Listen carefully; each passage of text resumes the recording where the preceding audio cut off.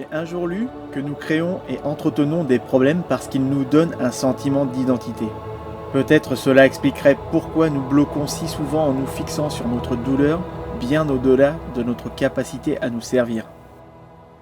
Nous nous rejouons inlassablement dans notre tête ce disque rayé intitulé « Nos erreurs du passé » et sortant des enceintes de nos sentiments des notes de honte et de regret qui façonnent nos actions dans le présent.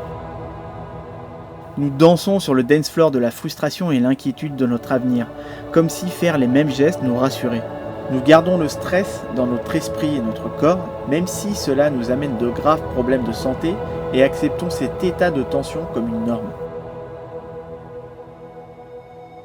Il n'y aura jamais un moment où la vie est simple.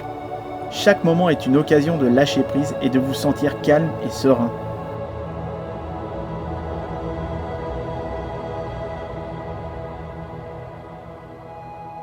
Et c'est ce que j'ai réussi à faire à la suite de mon burn-out, et je souhaite partager avec vous quelques façons de commencer.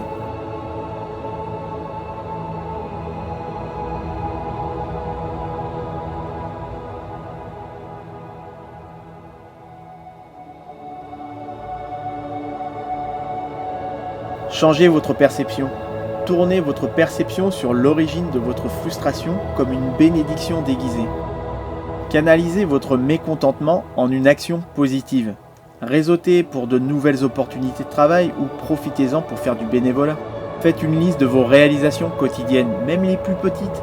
C'est lâcher prise sur ces petits mécontentements quotidiens et faire place à l'autosatisfaction. Apprenez une nouvelle compétence plutôt que de vous bloquer sur les compétences que vous n'avez jamais maîtrisées. Concentrez toute votre énergie autour d'une chose sur laquelle vous pouvez réellement exercer un contrôle, votre présent, plutôt que de vous attarder sur des choses que vous ne pouvez pas comme votre passé. Identifiez ce que l'expérience vous a appris pour vous aider à clôturer un chapitre, voire même clôturer un livre et en commencer un nouveau. Rappelez-vous du bon et du mauvais. Même si ces aspects n'apparaissent que maintenant, le passé n'était pas parfait. Reconnaître cela peut réduire vos regrets. Remarquez comme vous vous êtes amélioré.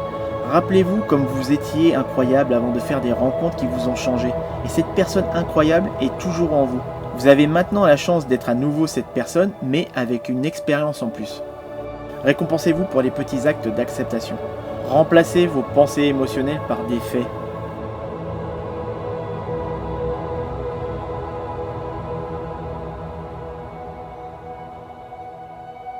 Libérez-vous de vos sentiments. Si vous étouffez vos sentiments, ils vous échapperont et affecteront tout le monde autour de vous, et pas seulement la personne qui est responsable de votre colère. Avant de lâcher prise sur votre émotion, vivez-la pleinement.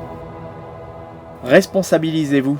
La plupart du temps, lorsque vous êtes en colère, vous vous concentrez sur ce que quelqu'un a fait de mal, ce qui vous prive essentiellement de votre pouvoir. Quand vous vous concentrez sur ce que vous auriez pu faire de mieux, vous vous sentez souvent moins amer.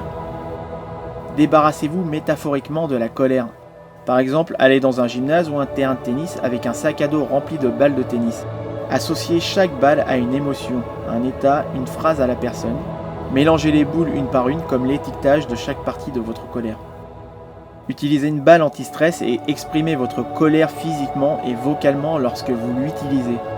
Faites un visage aigri ou un grognement, vous pourrez vous sentir stupide, certes, mais cela vous permet de réellement exprimer ce que vous ressentez intérieurement. Portez une bande de caoutchouc sur votre poignet, puis tapotez doucement quand vos pensées négatives commencent à vous obséder. Ceci vous aidera à entraîner votre esprit à associer ce type de négativité persistante avec un tapotement désagréable.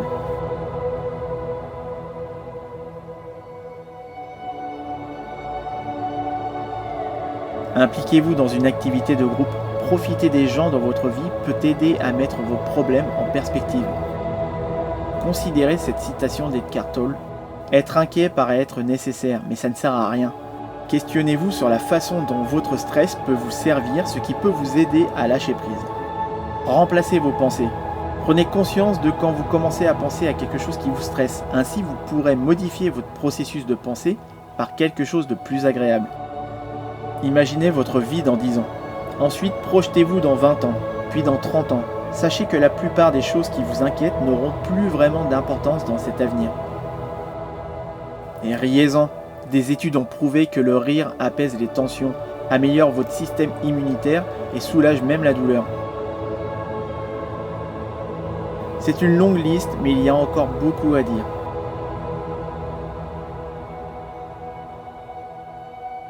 Gardez à l'esprit cette citation de Ajahn Chah.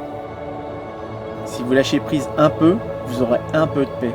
Si vous lâchez prise beaucoup, vous aurez beaucoup de paix. Si vous lâchez prise complètement, vous aurez la paix complète.